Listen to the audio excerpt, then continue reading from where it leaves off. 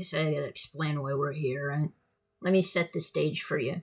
You're on Twitter, you see the occasional cartoon-related tweet every week or so. Nothing special about them, they just kind of exist. This one actually ended up being kind of decent. You got some strong choices in there, and you read through, and, well, you know which cartoon kind of got the sack here. You can read the title.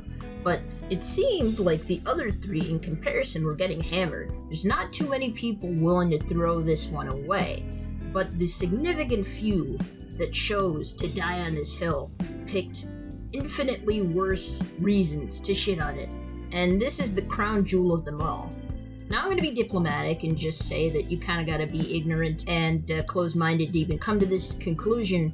But a lot of people that might agree with it is probably thinking, the show is really fun, but is it really that special? Like, why does it matter? And I think that's a valid question. The show is in a really weird spot where we still remember it quite vividly, and yet a lot of little details and facts are kind of lost to time. I feel like the only thing that I know as an old fan of this show is that I know nothing.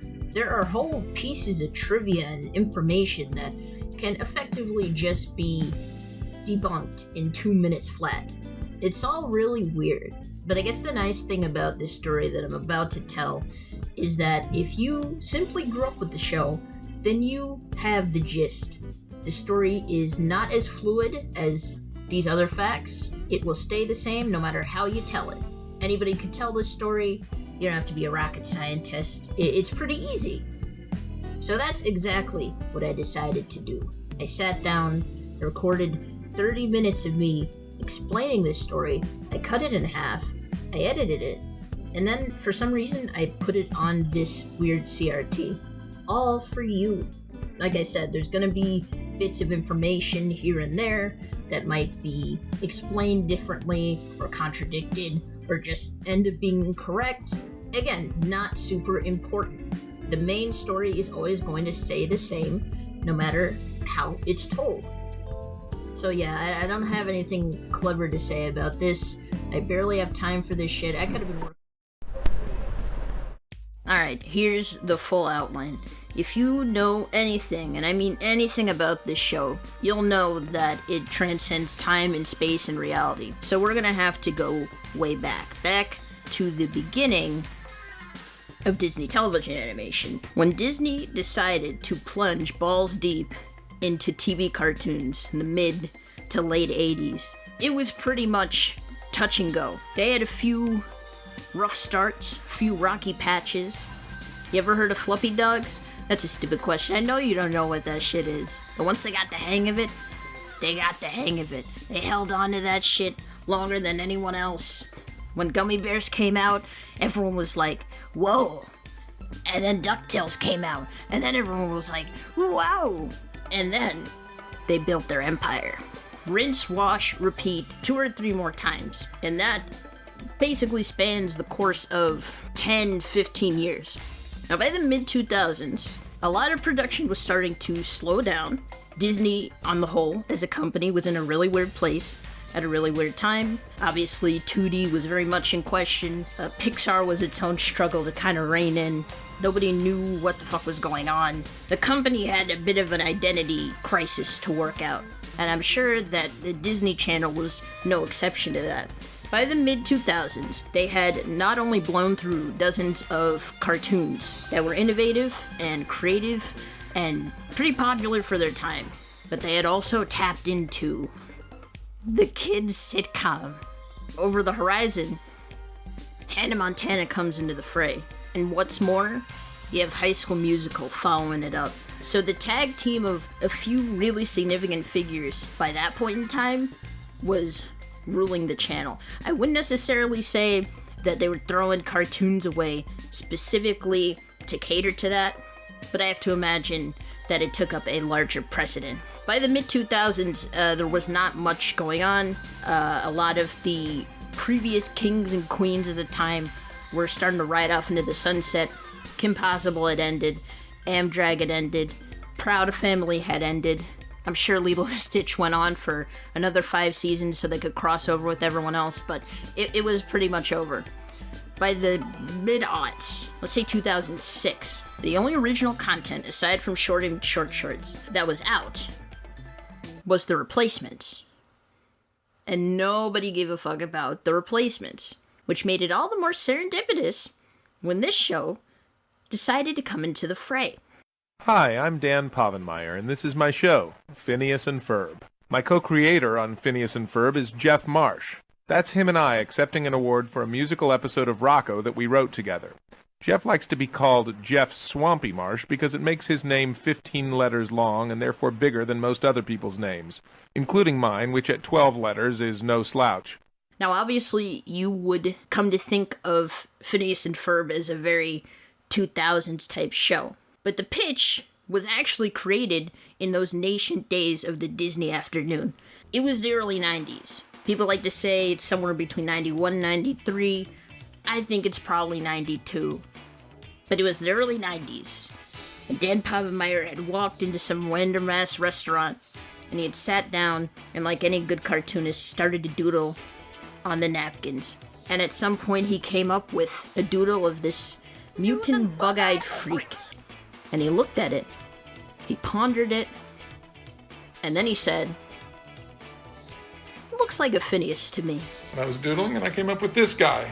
I liked him so much, I tore it out, as you can see. I took it home, and I drew Doofenshmirtz and Perry and Ferb that night, and I took it to work the next day in Swampy, and I created the whole show around those original drawings.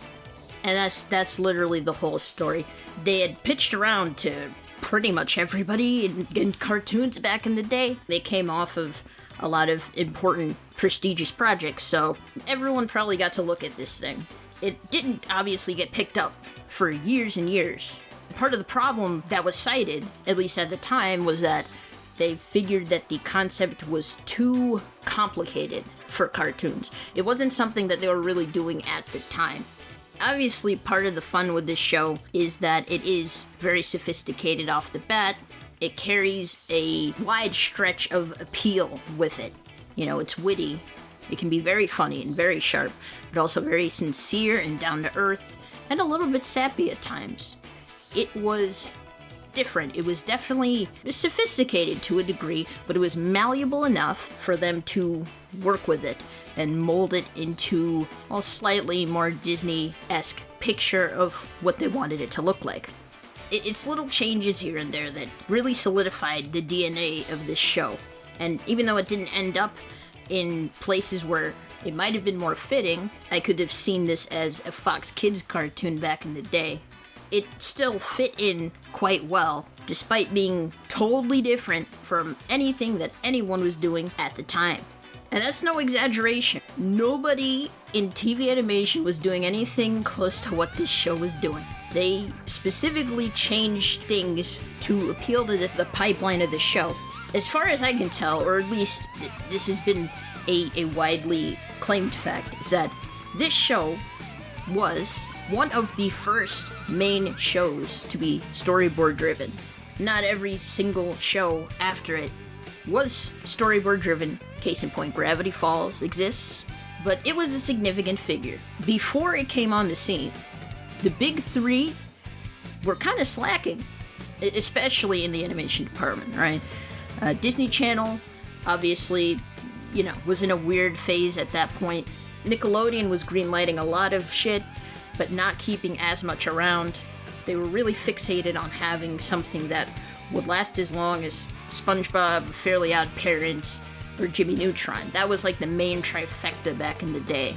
And Cartoon Network was basically burning shit to the ground. These weren't widely known stories back then, but as it's told now, new brass came in. They fired most of the old guard. Whoever they kept around was probably on shows that were just kind of wrapping up, and they went full tilt into a lot of live action content. So needless to say, it was an interesting time. Let's just say that. It was an interesting time. Obviously, a lot of studios and networks were experimenting with new tech, mainly the limitations of 3D CGI and flash animation, and there was a lot of progress made during that time. Frankly speaking, you wouldn't have Star Vs. without Johnny Test. That's just part of the deal.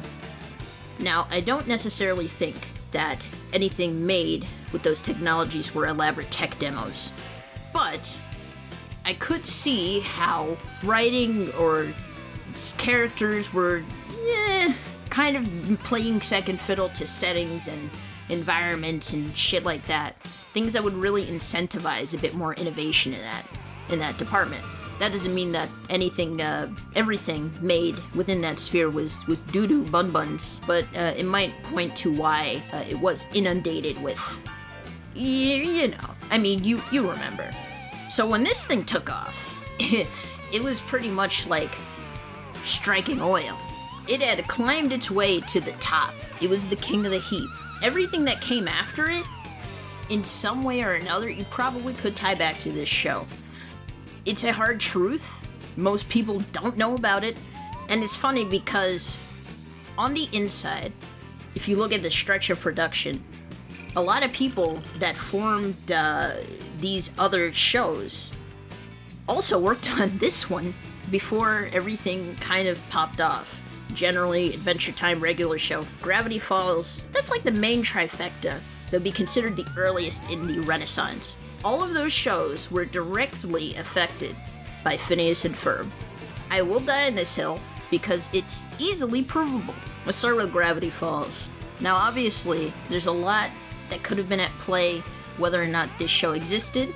Obviously, I think its success had bolstered a lot of confidence in the television animation department at Disney and in the general medium, of course. They were probably riding high off of that success. And while the iron was hot, they were going to strike. They had the gumption and the confidence to invest in ideas and structures and tones that they hadn't had for years and years. So when they approached Alex Hirsch to pitch a show for them, it really did have a different vibe to it. Adventure Time, for its part, would have a whole chunk of its lore probably altered in some way, if not for this show. Pendleton Ward was stepping into a recording session. He was there to hear Olivia Olson, voice of Vanessa Doofenshmirtz, perform at this specific time. And he was really inspired by it. He was like, oh shit, we gotta get her on our show. We gotta have her as a character. So he turned to Martin Olson, who happened to be a significant cog in both machines. And without knowing, Penn had asked how they can get his daughter into their show as one of their characters. And that character happened to be Marceline. Again, I'm gonna preface a lot of this by saying, of course, you know, we don't really know certainties in anything. But I think it stands to reason that these shows were kind of affected by this one monolith. A lot of the original A-team of Phineas and Ferb had come off from a lot of different stylistic trains. There was a lot of people with a lot of different disciplines and backstories that were coming together and making this kooky show. J.G. Quintel literally storyboarded a whole episode. I think it was a season 1 joint. It was a pretty good one. Everybody who you could associate with, like, the original probably should have their own shows by now. Very few of them do, which I think is a missed opportunity if I've ever seen one. But this show is deeply connected to the greats of TV cartoons. The people behind it came right off the backs of The Simpsons, Family Guy, SpongeBob, Rocko's Modern Life, fucking Teenage Mutant Ninja Turtles. I'm not even capping there. And they came together and made something that is reminiscent of that, but is also quite stand out in its own right. Through that kind of synchronous adaptation, they had allowed other creatives to come into the fray and do other cool shit right before they got their big breaks and they went off to do their own thing. That was the apex of the show. It is literally ingrained itself in the center of the tree. This show was actually subversive for its time. A lot of people would say it's kind of soft and flat, but I'm not gonna lie, they were kind of spitting at some points. They had made a lot of deliberate choices that colored the perception of their work instantly. Early on in the show, there was a vow made between the two creators that there would be no character that falls too hard into a characteristic extreme. Nobody would be overtly mean or stupid, Maybe they have some other shit going on. Obviously, some of them have some skeletons, but, you know, we're not gonna repeat everything else in the history of history. And it's especially striking, not only because these guys, of course, came off of adult animation greats, but it was a structure that they broke that was even embraced within DTVA itself. The A and B plots helped keep attention. Of course, it also helped with the demographic shift. Anyone of any age could appreciate it. They knew how to put their deep cut references in and make it funny, and they had excellent timing. Shit like Trowelfaz or Aglets will never be forgotten again. It was weird, it was kooky, it was adventurous and experimental, but it still had a lot of heart and a lot of sentimentality. Even if it didn't have the 62 episode serialized arc, it had pull, it had power, and that is exemplified no better than the sheer amount of merch that it got at the time. The show was powerful enough to get certain crossovers done. It had kind of crossed the barrier of the general Disney atmosphere, and it was allowed to kind of hobnob with the rest of these other franchises that generally would not be touched. When is the when are any of these shows ever getting a crossover with the Muppets or Marvel or Star Wars or pretty much any of the other ones? Like, it had assimilated into the general ethos. It was kind of like an original Disney brand. And because of this unique relationship between TV animation and the rest of it, they kind of became a weird sounding board. They were low-key mascots of the Disney Channel. They obviously carried Disney XD for a lot of its lifespan. It was literally the first program they ever aired, and obviously due to its success and Gravity Falls, they got to experiment with a whole glut of new and weird and experimental things. This show had spent much of its lifespan building up people and things and concepts from nothing. The show is very much like the title character. It's highly motivated, highly energized, smart, but enthusiastic as well. And a lot of those attributes metastasized in a really cool or interesting way. The problem is, it's still kind of underappreciated. Now, obviously, I'm not here to complain about the number of Kids' Choice Awards that they got nominated for or anything, but I think that its general impact on TV animation is quite understated. A lot of people obviously don't know these things, and apparently couldn't rub two brain cells together long enough to put the timeline together, but all of the effects and the ripple effect of its success it's highly powerful, and we just generally don't talk about it. It's weird. When Gravity Falls came on the scene, in some way it very much did overshadow this entity, and that's very understandable. Of course, it was new and it was exciting and it was weird, and as somebody who saw it from beginning to end and was thrown into the haze of the pure event it was to experience that show, it really was something different. But it also felt weird to kind of underplay this titan that came like 5 years before and kicked ass and kind of cleared the way so Gravity Falls could even get wedged in there. It was a weird time, and I think because the story-driven elements also were being reintroduced in a manner that other people had not experienced yet, it had really colored certain perceptions. Obviously, that's kind of how shit like this starts up, but it felt a little bit different back then.